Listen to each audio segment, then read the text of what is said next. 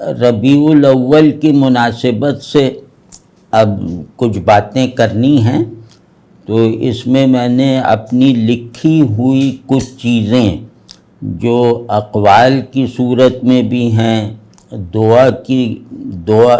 کی صورت میں بھی ہیں، اور ایک جیسے پیراگراف سا ہے، تو اس میں پہلے وہ چیزیں پڑھ دیتا ہوں جن میں شرح کی شاید زیادہ ضرورت نہیں ہے، اس کے بعد ایک آدھ چیز عرض کروں گا اس کی ضروری تشریح اور وضاحت کے ساتھ،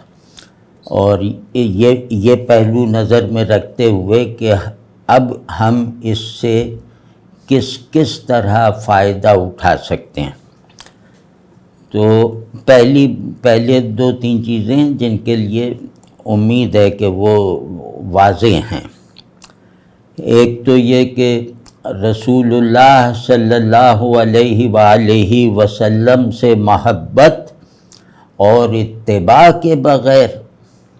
رسول اللہ صلی اللہ علیہ وآلہ وسلم کی اتباع اور محبت کے بغیر، تو یہ واضح ہے کہ اتباع کہتے ہی ہیں محبوب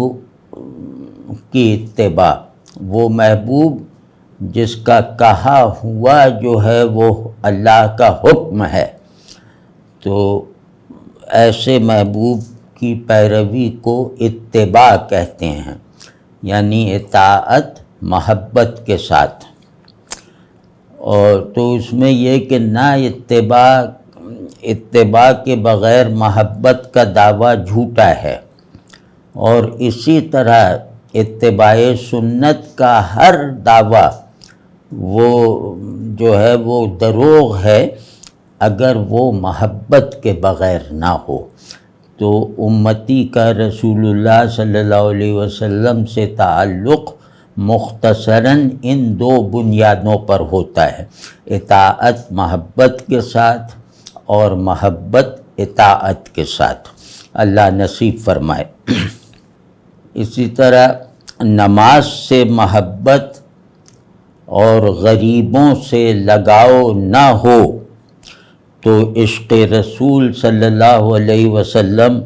اور اتباع سنت کا دعویٰ جھوٹا ہے۔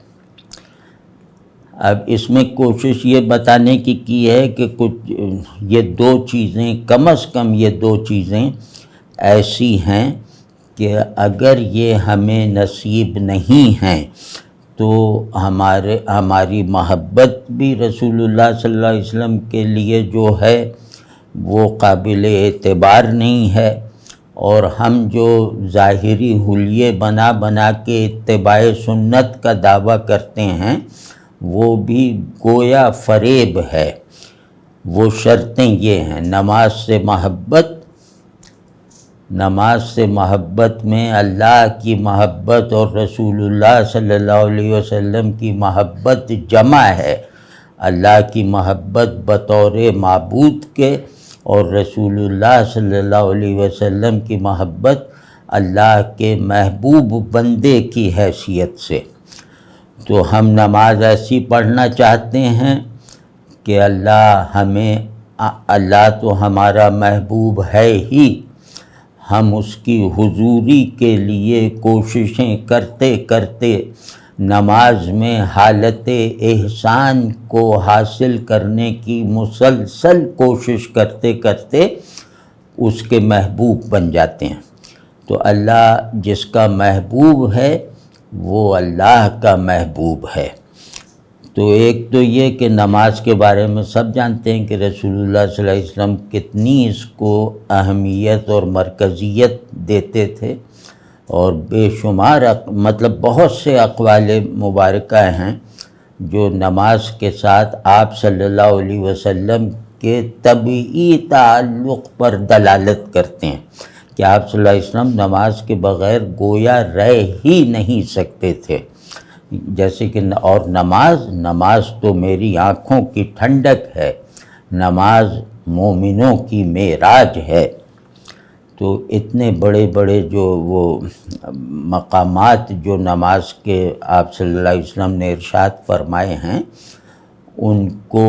وہ اگر ہمارے لیے نماز کو پرکشش نہیں بناتے تو پھر مطلب ہم خاصے خطرے میں ہیں۔ اور دوسری طرف اللہ سے تعلق کے لیے نماز سے محبت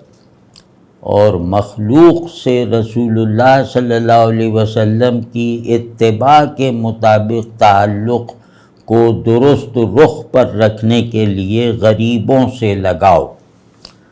آپ صلی اللہ علیہ وسلم کی جو معاشرتی حیات طیبہ ہے وہ اس بات پر کو قدم قدم پر گویا واضح کرتی ہے، بلکہ ثابت کرتی ہے کہ آپ صلی اللہ علیہ وسلم غریبوں سے کیسی محبت رکھتے تھے۔ مطلب دعائیں ہیں اس طرح کی کہ اللہم انی اسألک فعل الخیرات و ترک المنکرات و حب المساکین، کہ یا اللہ مجھے نیکیوں کی توفیق دے، گناہ چھوڑنے کی توفیق دے اور غریبوں سے محبت عطا فرما۔ تو گویا رسول اللہ صلی اللہ علیہ وسلم کی شان بشری، یعنی آپ صلی اللہ علیہ وسلم اپنی سماجی زندگی میں بشریت کا بھی نقطۂ کمال ہیں، یعنی ہمیں انسانیت بھی رسول اللہ صلی اللہ علیہ وسلم سے اخذ کرنی ہے، اور اس کے ساتھ بندگی کے تمام مراتب اور مقامات اور تفصیلات بھی آپ صلی اللہ علیہ وسلم ہی سے لینی ہے۔ تو عشق غریبوں تو اب ظاہر ہے نہ غریبوں سے لگاؤ ہے، لگاؤ کا مطلب یہ ہوتا ہے کہ ان کی تکلیف مجھے تکلیف پہنچائے، ان کی ضرورت جو ہے وہ مجھے جیسے اکسائے کہ ان کے لیے کوشش کروں کہ کس طرح ان کی یہ جو شدید ضرورت ہے وہ پوری ہو سکے۔ تو اگر صرف اسی ایک قدر کو ہم اپنی معاشرتی زندگی کا اصول بنا لیتے تو مسلم معاشروں میں غربت ختم ہو چکی ہوتی کب کی۔ تو اب ظاہر مسجدیں ویران ہیں، غریبوں کا پرسان حال کوئی نہیں، اور غریبوں پر اگر کوئی احسان کیا بھی جاتا ہے تو وہ گویا آقا اور غلام کے تعلق جیسا ہوتا ہے۔ تو اب اس میں عشق رسول صلی اللہ علیہ وسلم وہ سب سے پہلا ثبوت مانگتا ہے نماز سے محبت، اور اتباع سنت یعنی رسول اللہ صلی اللہ علیہ وسلم کے خصوصاً سماجی زندگی میں عادتوں کی حیثیت رکھنے والے افعال اور رویے، ان کا مختصر ترین ٹیسٹ یہ ہے کہ غریبوں سے محبت ہے یا نہیں۔ ایک ذرا تھوڑی سی ایک فہرست سی بنائی ہے، تو اس میں بھی مطلب ہمیں غور کرنا چاہیے کہ رسول اللہ صلی اللہ علیہ وسلم کی محبت کے یہ نتائج کس حد تک ہمیں حاصل ہیں اور کہاں تک ہم ان سے ہم محروم ہیں۔ تو پڑھتا ہوں، وہ ایک پیرا جیسا ہے کہ عاشق رسول صلی اللہ علیہ وآلہ وسلم کے چند ضروری احوال، اخلاق اور اعمال۔ احوال کہتے ہیں کہ اللہ کی رحمت سے، اللہ کے انعام کے طور پر نیکیوں کا ثمر دل کو محسوس ہونا، اور دل میں سے وہ حالت یعنی انعام پانے کی وہ حالت کا مسلسل اور مستقل ہو جانا۔ تو وہ احوال یعنی باطن جن احوال پہ چل رہا ہے، اور اخلاق یعنی نیکیوں کی بنیادی صلاحیت کا سماجی اظہار، اور اعمال جس میں دینی اور دنیاوی دونوں شامل ہیں، اور زیادہ اس میں تعداد دنیاوی اعمال کی ہے۔ تو اگر کوئی عاشق رسول صلی اللہ علیہ وسلم ہونے کا دعویٰ رکھتا ہے یا یہ کہ وہ بیچارہ اپنے عشق رسول صلی اللہ علیہ وسلم کی تصدیق آسان طریقے سے، واضح طریقے سے کرنا چاہتا ہے، تو اسے یہ اس فہرست کو دیکھنا چاہیے۔ تو وہ احوال اور اخلاق اور اعمال یہ ہیں: دوام ذکر، ہمیشہ اللہ کی یاد میں رہنا۔ اس کی بہت ساری قسمیں ہیں، مطلب ہے کہ زبان کا ذکر سے تر رہنا، زبان سے جو کلام صادر ہو اس میں ذکر کا پہلو ضرور ہو، چاہے وہ کوئی دنیاوی بات ہو، لیکن جو متبع رسول صلی اللہ علیہ وسلم ہے وہ اس دنیاوی بات میں بھی اللہ کے ذکر کا جو ہے وہ جوہر داخل کیے رکھتا ہے۔ اس کی کسی بھی بات میں اللہ سے غفلت کا کوئی عنصر شامل نہیں ہوتا۔ تو یہ ہوتا ہے دوام ذکر، زبان سے اللہ کا ذکر، زبان سے صرف انہی کلمات کا صدور جو اللہ کی حضوری کو دھندلاتے نہ ہوں، اور دوسرے یہ کہ دھیان سے قلب میں اللہ کی حضوری کا احساس وغیرہ۔ تو دوام ذکر کی جو پہلی یعنی پرائمری جو وہ ہے، اس کی جو پرائمری مینیفیسٹیشن ہے وہ ہے گناہوں سے بچنا۔ تو جس آدمی میں گناہوں سے بچنے کا اہتمام ہو وہ اللہ کے فضل سے دوام ذکر کی حالت رکھتا ہے، خواہ ابتدائی ہی صحیح۔ پھر اس کا دوسرا مرحلہ یہ ہے کہ غفلت سے بچ کر دکھانا، صرف بچنا نہیں، بچ کر دکھانا۔ تو ترک غفلت دوام ذکر کی جیسے ایک سیکنڈری اسٹیج ہے، اور اس کی حد یہ ہے، یعنی ہم ایسوں کی اوقات کے مطابق اس کی حد یہ ہے کہ ہم ہر وقت اس احساس میں، اس ریئلائزیشن میں اور اس انتباہ میں رہیں کہ اللہ ہمیں دیکھ رہا ہے۔ تو زندگی کے انسانی پہلوؤں میں احسان ہے کہ اللہ ہمیں دیکھ رہا ہے، اور جب ہم اللہ کی طرف یکسو ہوتے ہیں تو ہمیں یہ نعمت حاصل ہوتی ہے کہ ہم گویا اللہ کو دیکھنے کے احوال سے گزر رہے ہوتے ہیں۔ تو یہ دونوں چیزیں اگر نصیب ہو جائیں تو دوام ذکر ہمارے لیے گویا کمال کو پہنچ گیا۔ اسی طرح ظاہر ہے کہ جو دائم ذکر ہوگا، گناہوں سے بچنے کا اہتمام کرنے والا، اللہ کو یاد رکھنے کی ہر ممکن کوشش کرنے والا، غفلت سے آزادی حاصل کرنے کو اپنی زندگی کا سب سے بڑا مقصد بنانے والا، اور یہاں تک کہ اللہ کی نگاہ میں ہونے کا تجربہ سا حاصل کر لینے والا، وہ ظاہر ہے کہ ذوق عبادت رکھتا ہوگا۔ دوسرا وصف ہے ذوق عبادت،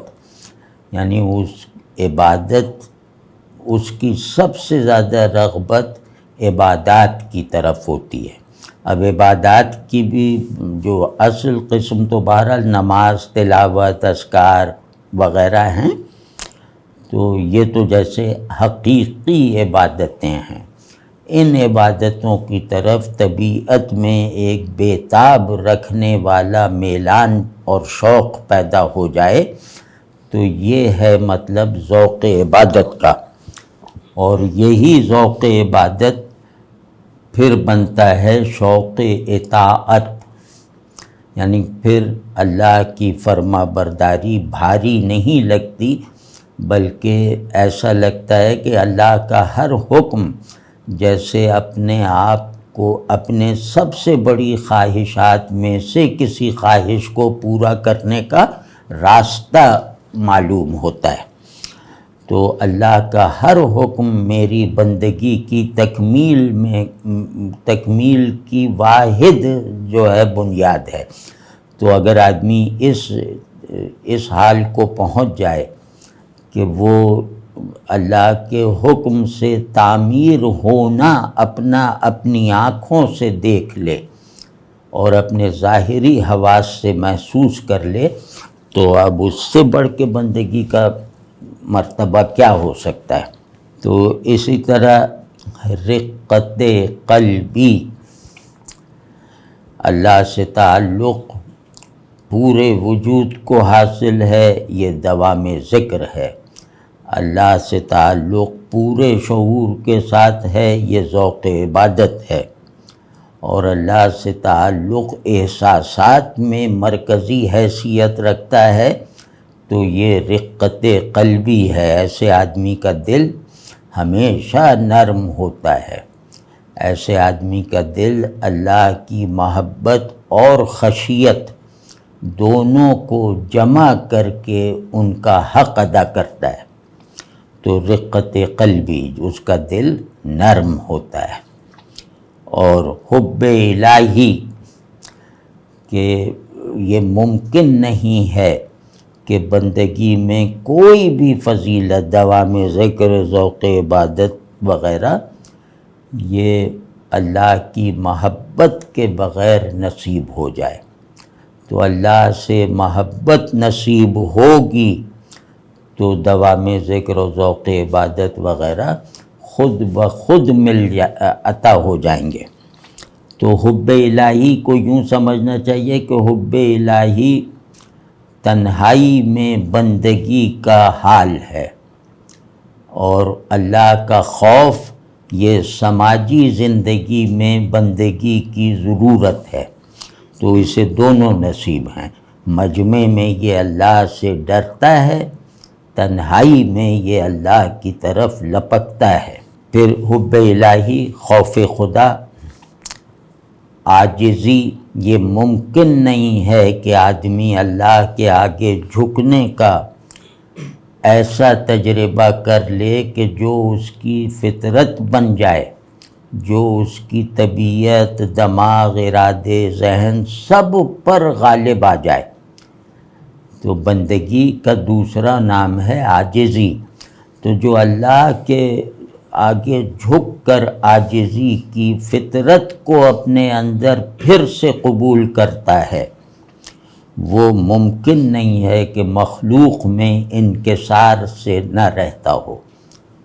تو یہ کوئی تھوڑی ہے کہ مطلب میں اللہ سے تو محبت کرتا ہوں اور اس محبت کو مخلوق سے نفرت کا جیسے پروانہ بنا لیتا ہوں، تو یہ تضاد، یہ دو لختی ہے نا۔ تو حب الہی، خوف خدا، یہ تمام چیزوں کو جو ہیں وہ جیسے میرے ہونے کی تمام مطلوبہ حالتوں کو ہر سچویشن میں بیدار رکھتے ہیں۔ تو عاجزی، اللہ کے آگے جو عاجز ہے وہ مخلوق پر بھی شفیق ہے انکسار کے ساتھ۔ تو حیا، یعنی رسول اللہ صلی اللہ علیہ وسلم سے ذرا بھی طبعی مناسبت اگر نصیب ہو جائے کسی خوش نصیب کو، تو وہ حیا کو ضرور ایکسپیرینس کرتا ہے، اس کے اندر حیا کا پودا ضرور سر نکالتا ہے۔ تو حیا بہت مطلب جامع لفظ ہے۔ حیا کا مطلب ہے اللہ سے شرمانا، اللہ کی خوشنودی حاصل نہ کر سکنے پہ شرمانا، اور اللہ کی ناراضی کا تصور کر کے گھبرانا، یہ ہے حیا۔ تو جو تنہائی کو پاک رکھتی ہے، جو معاشرے میں مجھے حلال و حرام کی تمیز پر زندگی گزارنا سکھاتی ہے، اور لوگوں کا درد مند بناتی ہے، اور اپنی نیکیاں چھپانے کی عادت ڈلوا دیتی ہے۔ حیا کا مطلب ہی ہے کہ یہ چھپانے والا ایک نظام ہے۔ تو اس حیا میں آدمی نہیں چاہتا کہ اللہ جو سب کچھ دیکھتا ہے وہ اپنے لیے کوئی ناگوار چیز میرے اندر دیکھ لے، اور وہ معاشرت میں میرے کردار میں آلودگی یا نفاق یا معصیت وغیرہ دیکھ لے۔ تو میں اپنے آپ کو گویا اپنے جو نفس امارہ کو ہے وہ بالکل ڈھانپ کر رہتا ہوں معاشرے میں، اور اپنی جو خود بینی اور خود پسندی ہے اس کو بالکل چھپا دیتا ہوں، بلکہ اس کو اس طرح چھپاتا ہوں کہ اس کا دم گھٹ جائے اللہ کے حضور تنہائی میں۔ تو یہ حیا غیرت کے معنی میں بھی ہے۔ غیرت یہ والی جاہلی اور قبائلی غیرت نہیں ہے، غیرت یہ ہے کہ جہاں اللہ کی طرف منہ رکھنا چاہیے وہاں میں اس کے غیر کی طرف متوجہ ہو جاؤں، تو میرا یہ عمل بے وفائی ہے اور خلاف حمیت و غیرت ہے۔ تو مرد میں ہو تو یہ غیرت ہے، مطلب موٹی سی ایک تقسیم کر رہے ہیں، اور عورت میں ہو تو یہ پردہ اور شرم ہے۔ اسی طرح اگلا وصف ضرور ہوگا رسول اللہ صلی اللہ علیہ وسلم سے ہر محبت کرنے والے کے اندر، وہ ہے سخاوت۔ سخاوت اگر نہیں ہے تو ہمارے تعلق بالرسول صلی اللہ علیہ وسلم پر ایک مجموعی سوال اٹھ کھڑا ہوتا ہے کہ باقی چیزیں تو ہیں لیکن طبیعت میں بخل ہے، تو اس کا مطلب ہے کہ باقی چیزیں بھی بس آرائشی ہیں، سپرفیشل ہیں، ان کی کوئی جڑ نہیں ہے۔ تو سخاوت اور سخاوت دنیاوی معنی میں، مطلب مال میں سخی ہوگا، اپنے جو بھی اس کے حاصلات ہیں اس دنیا میں،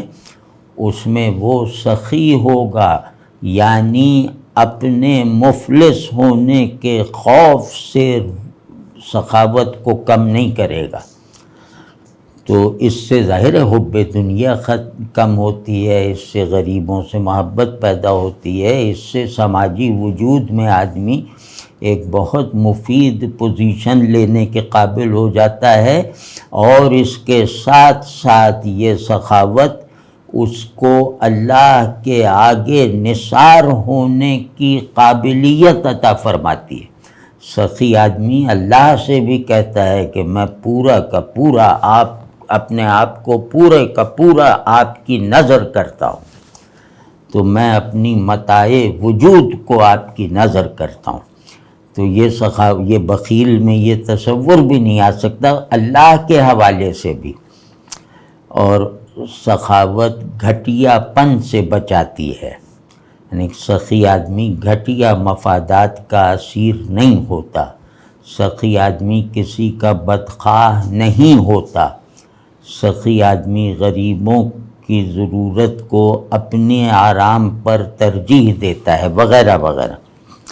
تو اسی طرح زہد، سخاوت بھی دنیا کی محبت سے بچاتی ہے، اور اس کے ساتھ ایک اور صفت ہے جو دنیا کی محبت میں پڑنے سے روک لیتا ہے، جو دنیا کی محبت سے پہلے ہی محفوظ کر لیتا ہے، وہ ہے زہد، یعنی دنیا کے ساتھ اپنی ضرورتوں کا تعلق، حلال دنیا کے ساتھ اپنی ضرورتوں کا تعلق کم سے کم رکھنا، یہ زہد ہے۔ اور پھر یہ کہ حسن معاشرت، جیسے میں نے عرض کیا کہ وہ سماجی وجود اگر مفید اور روشن اور پرحرارت اور تعلق سے بھرا ہوا نہیں ہے تو ان افراد پر مبنی معاشرہ انسانی معاشرہ نہیں ہے۔ تو رسول اللہ صلی اللہ علیہ وسلم کا ہر متبع اپنے معاشرتی کردار کو ایسا رکھتا ہے کہ ایک آئیڈیل انسانی معاشرہ مواخات اور مساوات کی بنیاد پر وجود میں آ جائے۔ تو اسی طرح بڑوں کا ادب اور چھوٹوں پر شفقت، یہ آپ صلی اللہ علیہ وسلم نے فرمایا ہے، یہ سماجیات، تمام سماجی علوم ایک طرف، تمام سوشل تھیریز ایک طرف، یہ قول سب پر بھاری ہے۔ آپ صلی اللہ علیہ وسلم نے فرمایا کسی موقع پر اس مفہوم میں کہ جو ہمارے بڑوں کی عزت نہیں کرتا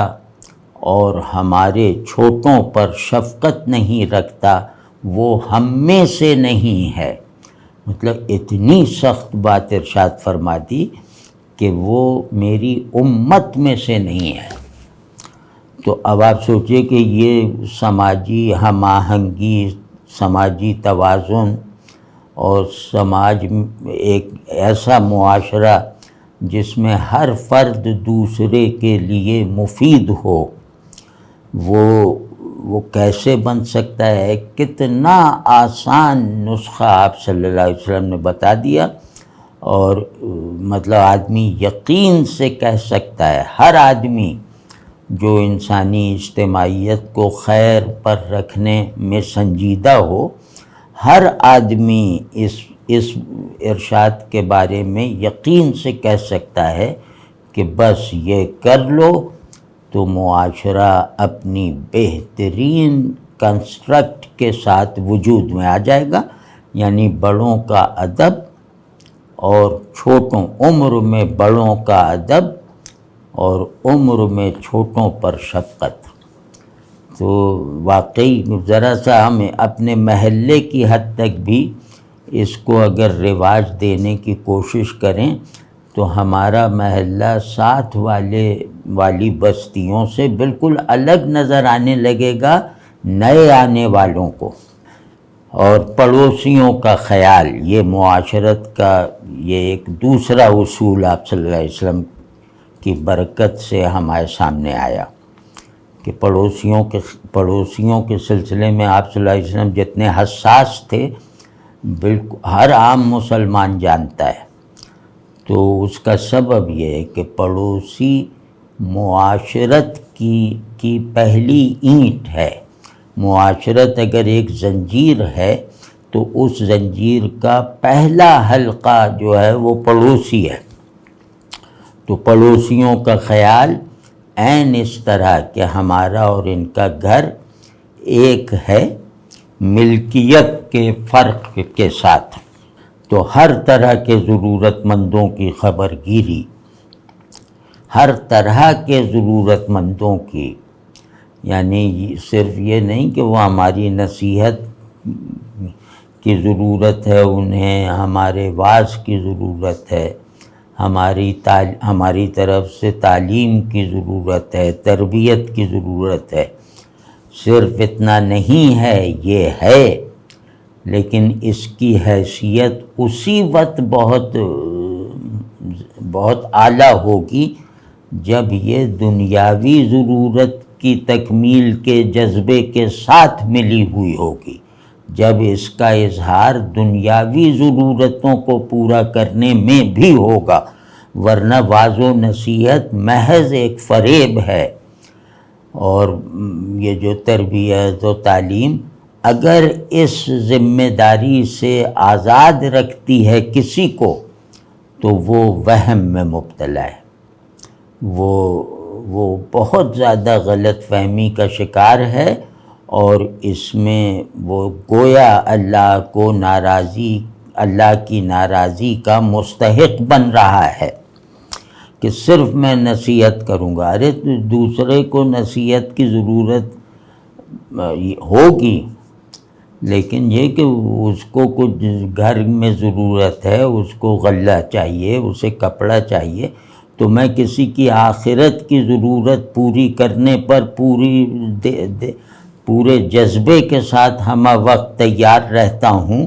تو اس کی دنیاوی تکلیفوں میں اس کا ساتھ دینے کے لیے، اس کا ہاتھ بٹانے کے لیے کیوں تیار نہیں ہوں؟ کیونکہ اس کی آخرت کا خیال بھی اس کی ہمدردی اور خیرخواہی میں ہے۔ تو اگر مجھے واقعی اس سے ہمدردی ہے تو اس کی تمام ضرورتوں کی تکمیل میرے پیش نظر رہنی چاہیے۔ تو یعنی کہ ہمارے کلچر میں، مذہبی کلچر میں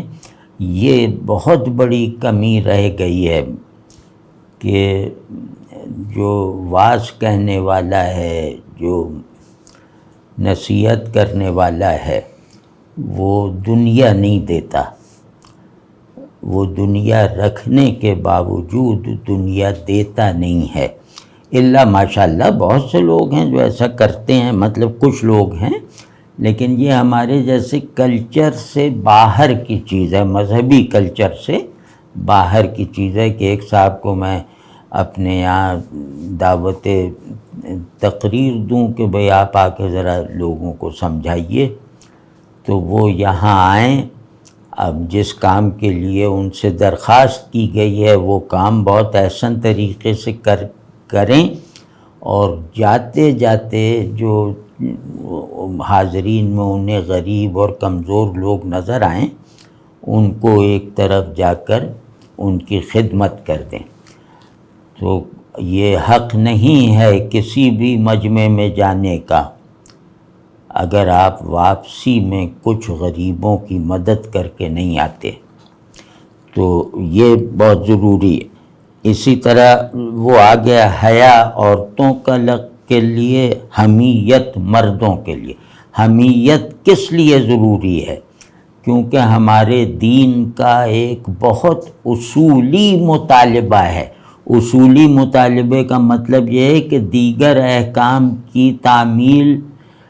قبول ہوگی یا نہیں ہوگی، اس کا انحصار اس مطالبے پر ہے، حمیت کے مطالبے پر۔ اور حمیت کیا ہے؟ اللہ کے لیے محبت اور اللہ ہی کے لیے عداوت۔ یعنی میری محبت بھی میرے نفس کے کہنے پر نہیں ہے، اور میری کسی سے دشمنی بھی میرے نفس کے کہنے پر نہیں ہے۔ میں کسی کا دوست نہیں ہوں اس سے فائدہ اٹھانے کے لیے، میں کسی سے محبت نہیں کرتا اللہ کو ناراض رکھنے کے لیے۔ تو اسی طرح میری کسی سے کوئی لڑائی نہیں ہے الا یہ کہ وہ لڑائی اللہ کے ساتھ تعلق میں لازم نہ ہو جائے، یعنی اللہ کی طرف سے لازم نہ ہو جائے۔ تو یہ کہ اللہ کے لیے محبت، اللہ کے لیے عداوت، یہ ہمارے دین کا بہت ہی جیسے بنیادی مطالبہ ہے، اور یہ حکم کی طرح نہیں ہے، یہ تقدیر کی طرح ہے کہ یہ ہر عمل میں دیکھا جائے گا، اور ہر عمل کی قبولیت یا اس کا رد ہونا اس بنیاد پر ہے۔ تو یہ ہر عمل کو سچا بنائے گا، یہ ہر عمل کو جھوٹا بنا دے گا اگر اس کی خلاف ورزی ہوئی تو۔ اسی طرح شجاعت کہ بہادری، یعنی دنیا بھی اللہ کی، میری جان بھی اللہ کی۔ تو شجاعت ان لوگوں میں ضرور ہوتی ہے جو خود کو اللہ پر نثار کرتے رہنے کا معمول رکھتے ہیں، جو شہادت سے محبت کرتے ہیں، جو شہادت کی موت مرنا چاہتے ہیں، تو ان میں بہادری اور شجاعت نرم دلی کے ساتھ اللہ سے وفاداری کے جذبے کی بنیاد پر ضرور ہوتی ہے۔ اللہ پر نثار ہونے والا کبھی بزدل نہیں ہوتا۔ بزدل کا مطلب یہ ہے کہ کبھی جہاں اللہ واجب کر دے کہ جان دے دو، وہاں جان بچاتا نہیں ہے۔ باقی طبیعت کی کمزوریاں ہوتی ہیں کہ وہ آدمی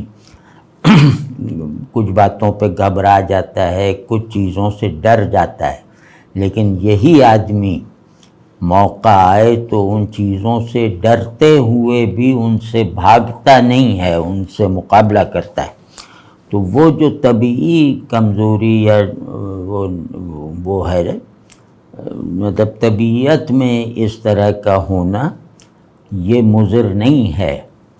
بس اس کے ڈرنے پہ کب بھاگنا ہے یہ بھی ضروری ہے، تو اس وقت بھاگے گا، یہ سب سے تیز بھاگے گا، لیکن یہ کہ جہاں ڈر کے موقع پر ثابت قدم رہنا ہے وہاں یہ نہ ڈرنے والوں سے زیادہ ثابت قدم رہتا ہے، یہ ہے شجاعت۔ عورتوں پر نرمی یہ بہت بڑی وہ ہے ضرورت، اور یہ کہ ہم نے اپنے یعنی کہ اپنے کلچر وغیرہ کے عرف کو دین کی جو ہے وہ دین کا لباس پہنا رکھا ہے، بالکل نہیں۔ عورت جو ہے وہ بہت سے اللہ کے قرب کے بہت سے راستے ایسے ہیں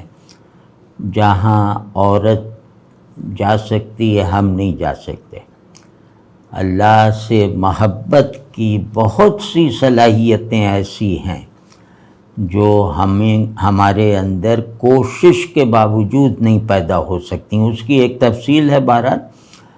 تو عورت ہونا انسانی مراتب میں سب سے بڑے مرتبے کی ضمانت ہے، یعنی ایک انسانوں کی ہائرارکی ہوتی ہے نا، وہ مذہبی نہیں، مطلب جنرل آفاقی ہائرارکی۔ تو آپ کبھی غور کریں کہ سب سے بڑا رتبہ ہمارے تمام نظام تعلقات میں کس کا ہے؟ وہ ماں کا ہے۔ تو ماں اگر ہمارے فطری نظام تعلق میں سب سے اونچے درجے پر ہے اور اس کے ساتھ تعلق میں کمزوری اگر ہے تو کسی کے ساتھ بھی تعلق میں مضبوطی اس کا ازالہ نہیں بن سکتی۔ تو یہ مطلب بہت لحاظ رکھنا چاہیے، اور مطلب اس کی کچھ تفصیل نفسیاتی، عرفانی، میٹا فزیکل وہ ہے، وہ انشاءاللہ کسی اور وقت کریں گے۔ تو اور رسول اللہ صلی اللہ علیہ وسلم کا اسوہ ہے، امہات المومنین کو ایسے ایسے حقوق حاصل ہیں جو امت میں کسی کو نہیں ہیں، نہ رسول اللہ صلی اللہ علیہ وسلم کی اولاد کو بھی نہیں ہے، یعنی ان کو ایسا مرتبہ حاصل ہے کہ وہ رسول اللہ صلی اللہ علیہ وسلم سے نوک جھونک بھی کر سکتی تھیں۔ تو یہ مطلب انہیں جن چیزوں کی اجازت تھی، جن پہ رسول اللہ صلی اللہ علیہ وسلم مسکراتے تھے، جن چیزوں پر، وہ چیزیں اگر کسی اور مسلمان سے ہوں تو وہ دائرہ اسلام سے خارج ہو جائے گا۔ تو جیسے بی بی عائشہ رضی اللہ تعالیٰ عنہ کا وہ واقعہ مشہور ہے نا، جو بہتان لگا تھا، تو اس کے بعد وحی کا انتظار کر رہے تھے آپ صلی اللہ علیہ وسلم، اور بی بی عائشہ کو اپنے میکے بھیج دیا تھا۔ تو اب ظاہر ہے یہ کچھ وقت جو انتظار کا تھا یہ کتنا کڑا وقت ہوگا ام المومنین سلام اللہ علیہا کے لیے۔ تو وہ بہرحال جب صفائی آ گئی، اللہ نے بتا دیا کہ یہ سب جھوٹ ہے، تو آپ صلی اللہ علیہ وسلم ظاہر ہے خود آپ صلی اللہ علیہ وسلم پہ کتنا دباؤ ہوگا، یعنی قلبی اور طبعی دباؤ۔ تو آپ صلی اللہ علیہ وسلم جو جیسے ہی وحی اتری تو آپ صلی اللہ علیہ وسلم بہت خوش سیدنا ابو بکر رضی اللہ تعالیٰ عنہ کے گھر پہنچے، اور بی بی عائشہ سامنے تھیں، تو فرمایا کہ بھئی عائشہ مبارک ہو، اللہ نے تمہاری پاک دامانی کی گواہی دے دی۔ تو بہت خوش تھے، ظاہر ہے، کیونکہ وہ بہت محبت کرتے تھے بی بی عائشہ سے۔ تو بی بی عائشہ نے کوئی مطلب جیسے اپنی خوشی چھپائی، یعنی جیسے بہت خواتین کھلکھلا اٹھتی ہیں، بہت جیسے ایک وجد سا آ جاتا ہے، وہ نہیں۔ انہوں نے کہا کہ بی بی عائشہ نے کہ شکر ہے رب ابراہیم کا اب محاورہ تو سب مسلمانوں میں یہی ہے، رب محمد، اور بی بی عائشہ ہر موقع پہ کرتی تھیں شکر ہے رب محمد صلی اللہ علیہ وسلم کا، لیکن پہلی مرتبہ یہ کی بدل دیا تو آپ صلی اللہ علیہ وسلم یہ سن کے اور مسکرائے اور بہت جیسے خوش، فرمائے بھائی یہ کیا بات ہوئی کہ آج تم رب ابراہیم کا شکر ادا کر رہی؟ تو کہا آپ نے بھی کچھ مان تو لیا تھا نا، اب یہ کہ آپ کو بھی شبہ پیدا ہوا تھا نا، تو یہ تو اللہ نے صفائی دی ہے، تو میں رب ابراہیم کا شکر ادا کرتی ہوں۔ تو اب یہ ساری باتیں جو ہیں یہ کوئی نہ ان کی اولاد کرنے کا اختیار رکھتی ہے، نہ اصحاب کو یہ اختیار حاصل ہے، مطلب کوئی بھی کرے گا تو وہ گستاخ ہے، وہ اسلام سے نکل جائے گا، لیکن انہیں یہ سب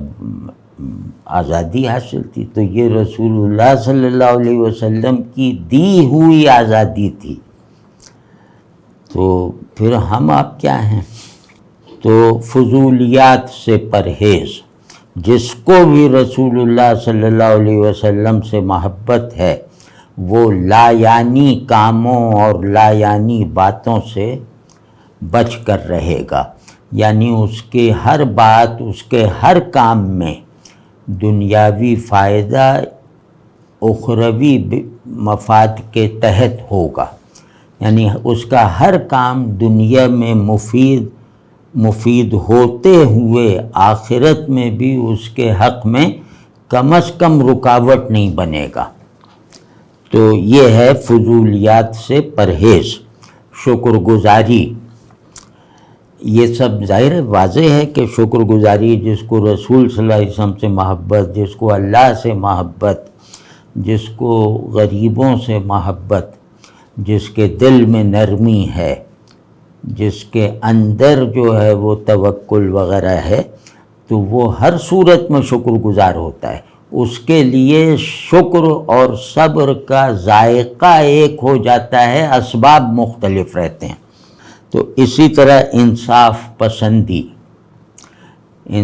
پسندی نہ ہو تو نہ قرآن سے کوئی مناسبت ہے، نہ رسول اللہ صلی اللہ علیہ وسلم سے،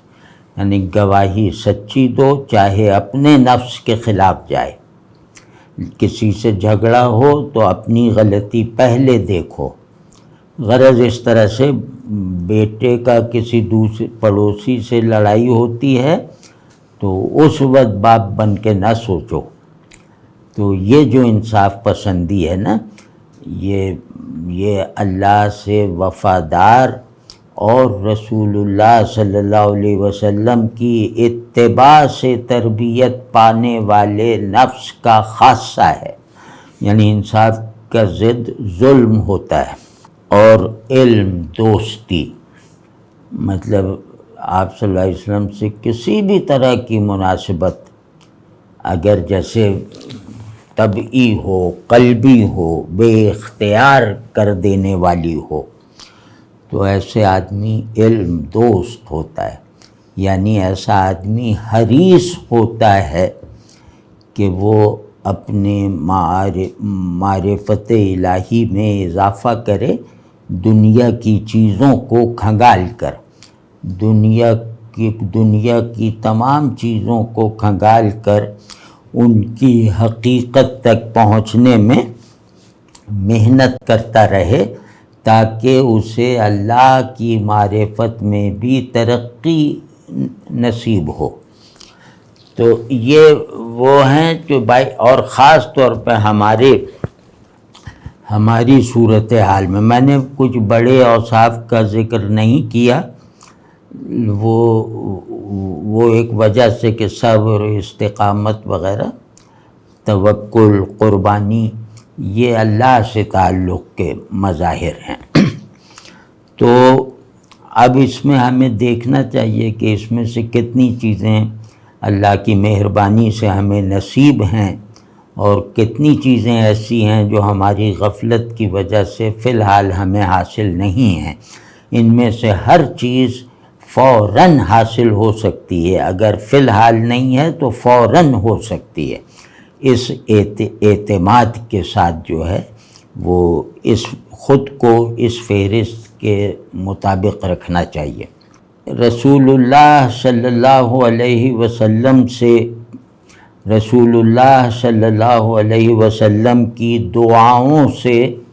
طبعی مناسبت پیدا کیے بغیر نفس کا تزکیہ محال ہے، ناممکن ہے۔ یہ بات بہت مطلب یہ بات جیسے عقیدہ ہے ہمارا۔ نفس میں ایک حصہ ہوتا ہے خواہشات کا۔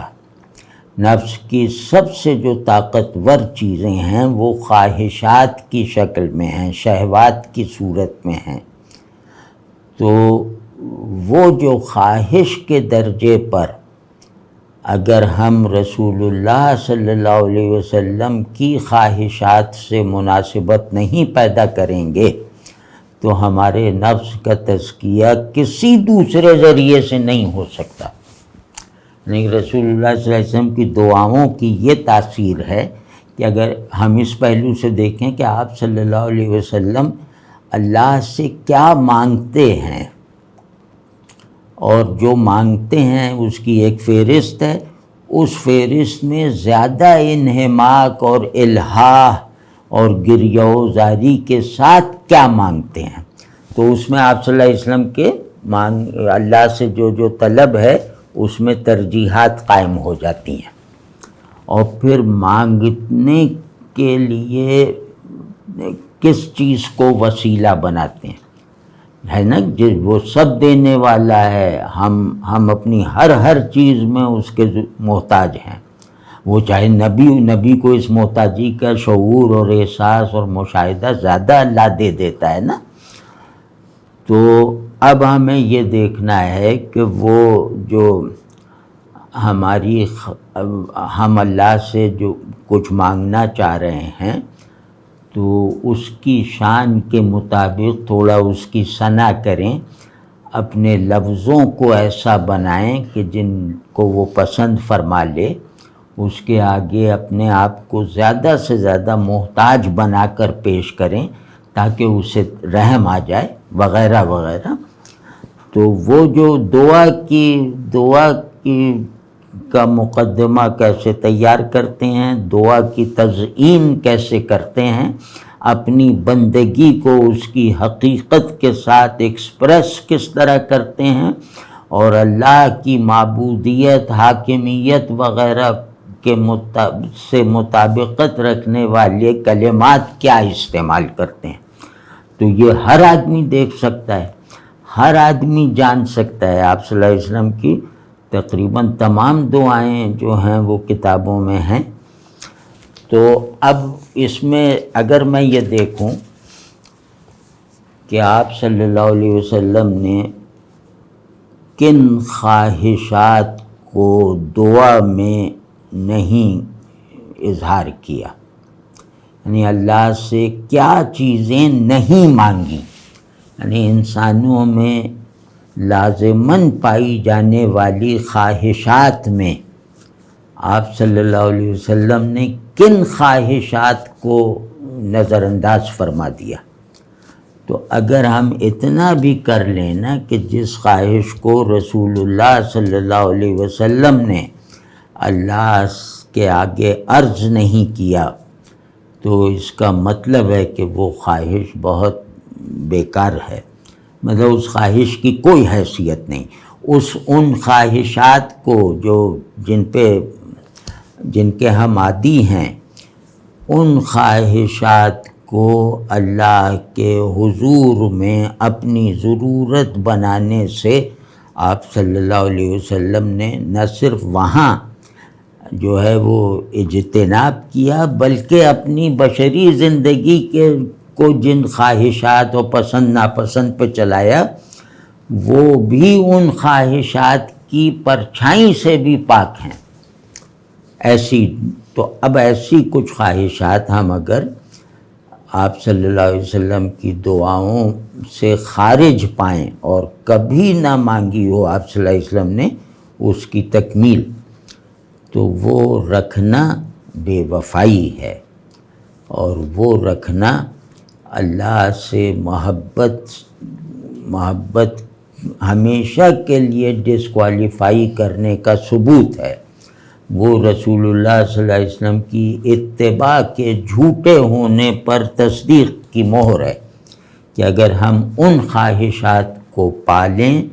ان خواہشات کی تسکین میں لگے رہیں جن خواہشات کو آپ صلی اللہ علیہ وسلم نے نہ زبان سے اظہار دیا نہ عمل سے، تو وہ اس پہلو سے آپ صلی اللہ علیہ وسلم کی دعاؤں کو دیکھیے۔ اور پھر دوسرا پہلو یہ کہ کیا مانگتے تھے، کیسے مانگتے تھے، وہ ذرا دیکھیں تو آنکھیں کھل جائیں گی۔ مطلب اللہ کے جلال کو اتنا زیادہ پیش نظر رکھنا کہ جس کے بغیر محتاجی سچی نہیں ہو سکتی، تو وہ دیکھیے کہ آپ صلی اللہ علیہ وسلم کیسے کیسے دعائیں مانگتے ہیں، اور ایسی ایسی دعائیں بھی، ایسی ایسی ضرورتیں عرض کرتے ہیں اللہ کے حضور میں جن سے اللہ نے آپ کو ہمیشہ کے لیے بے فکر رکھا ہوا ہے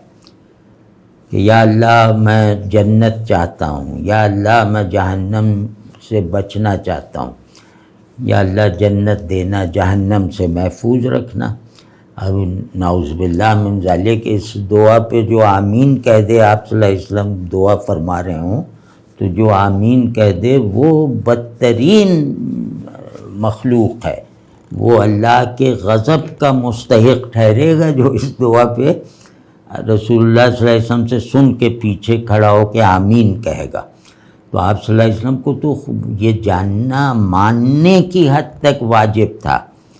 کہ جنت میں کوئی شے بھی آپ کے مطلب یہ کہ آپ کی کسی بھی صفت کے برابر نہیں ہے۔ جنت پوری کی پوری سوائے اللہ کے مقام رضا کے، جنت اپنی تمام نعمتوں کے ساتھ رسول اللہ صلی اللہ علیہ وسلم سے بہت کمتر ہے۔ جنت اپنے مرتبے کی بلندی کے لیے آپ صلی اللہ علیہ وسلم کے تشریف لانے کی محتاج ہے، یعنی آپ صلی اللہ علیہ وسلم جنت میں تشریف لائیں گے تو اس کا درجہ بڑھ جائے گا، اور آپ صلی اللہ علیہ وسلم اگر جنت میں تشریف لانے سے انکار کریں گے اور عرش کے سائے ہی میں رہنا پسند فرمائیں گے، مثال فرض کر رہے ہیں ہم، تو جنت کیا ہے؟ کچھ بھی نہیں۔ تو یہ ہمیشہ یاد رکھنا چاہیے کہ اللہ سے تعلق محال کو یقینی بناتا ہے، اللہ سے تعلق اس کی دی گئی بشارتوں کو مانتے ہوئے بھی اپنے آپ کو اللہ کے آگے مغفرت کی نیت سے بچھا دیتا ہے۔ تو یہ بندگی ہے، یہ کمال بندگی ہے۔ تو اب اس میں جو ہے آپ دیکھ لیجئے کہ کیا مانگتے تھے اور کیسے مانگتے۔ ساری دعا میں استغفار کی کیفیت غالب رہتی تھی، ساری دعا میں اللہ کی مغفرت کو بہت زیادہ زور سے، بہت زیادہ انہماک سے مانگا جاتا ہے۔ آپ سمجھیں نا، مطلب یہ خواہشات ہیں، اور کسی بھی دعا میں اللہ کی طرف سے دی گئی کسی بھی یقینی ضمانت کو ریفرنس نہیں بنایا کہ یا اللہ آپ نے تو مجھے اپنے سوا سب سے بڑا بنایا ہے، تو میں یہ چاہتا ہوں۔ وہی کہنے میں کیا تھا، کہیں بھی نہیں لگتا کہ آپ صلی اللہ علیہ وسلم اپنی حقیقی حیثیت کے ساتھ جو اللہ نے انہیں دے رکھی تھی اور جس پر یقین کرنا خود ان پر واجب تھا، اس کا کہیں بھی اظہار ہونے دیا ہو اپنی دعاؤں میں۔ اس بات کو سمجھیں اور اس بات کو تھوڑا سا بھی ذرا محسوس کریں کہ یہ کیسا پیراڈاکس ہے۔ تو انشاءاللہ کچھ ایسی چیزیں جیسے تجربے میں آ جائیں گی جو نفس کی امارگی پر غلبے کو آسان بنا دیں گی، اور بلکہ نفس کے تزکیے کے اصلی راستے دکھا دیں گی۔ السلام علیکم ورحمۃ اللہ، احمد جاوید صاحب۔ وعلیکم السلام ورحمۃ اللہ وبرکاتہ۔ اور بھائی یہ طارق بشیر صاحب، بس میں کیا کہوں کہ مجھے ان جیسا بننے کی آرزو ہے، تو یہ ظاہری رویے میرے جذبات کا اظہار نہیں ہے، تو مجھے ان کی دعاؤں کی محتاجی ہے، اور میں نے اتنا ثابت قدم اور یکسو اور استقامت والا آج کے زمانے میں، اور وہ بھی امریکہ میں رہتے ہوئے، کم دیکھا ہے۔ تو اللہ ان کی برکت سے ہمیں بھی استقامت وغیرہ نصیب فرمائے، اچھائیاں نصیب فرمائے۔ اللہ کی وفاداری کیا ہوتی ہے یہ چکھا دے، ان کی سب لوگ بہت قدر کریں۔ میں کچھ مصلحت کی وجہ سے ان سے زیادہ بات لمبی نہیں کرتا، کیونکہ یہ تمام آئیڈیلز کو اچیویبل سمجھتے ہیں، تو ان کا شوق ذوق جذبہ اتنا زیادہ ہے کہ مجھ ایسوں کو ڈر لگنے لگتا ہے، اور عمر میں بڑا ہونے کی وجہ سے ذرا یہ خواہش بھی ہوتی ہے کہ یہ اس سے نکل آئیں، یعنی کہ طلب کمال جو ان میں ہے وہ میں نے کم لوگوں میں دیکھی، اپنے چھوٹوں میں، اور جتنے جوش کے ساتھ ہے اس کا کم از کم میں اپنے اندر نام و نشان بھی نہیں پاتا۔ لیکن بہرحال اتنا سمجھتا ہوں بڑوں کی صحبت میں رہنے کی وجہ سے کہ کمال کی طلب اگر بہت زیادہ اصرار کے ساتھ ہو تو یہ مضر ہوتی ہے، یہ نقصان دیتی ہے۔ تو اب آپ بتائیں وہ بندہ کتنا مبارک ہے کہ وہ ایک ایسی طلب میں ہے جو اللہ کو بہت پسند ہے، لیکن اللہ ہی یہ چاہتا ہے کہ اس میں کچھ اعتدال ہو جائے۔ اللہ کے رسول صلی اللہ علیہ وسلم یہ چاہتے ہیں کہ اس میں کچھ اعتدال ہو جائے، غلطیوں کی گنجائش نکل آئے، دوسروں کو مارجن دینے کی اسپیس پیدا ہو جائے، وغیرہ وغیرہ۔ تو اس لیے میں ان سے جیسے قلب بقلب ہو کر زیادہ باتیں نہیں کرتا۔ ایک تو مجھے خود اپنے اندر جذباتی ہونے کا ڈر لگ جاتا ہے، اور دوسرے یہ کہ مجھے اپنی یہ ذمہ داری محسوس ہوتی ہے کہ میں یہ نہ دیکھوں کہ یہ کیا چاہتے ہیں، میں صرف یہ دیکھوں کہ ان کے لیے کیا مفید ہے اور کیا آسانی کے ساتھ ممکن ہے۔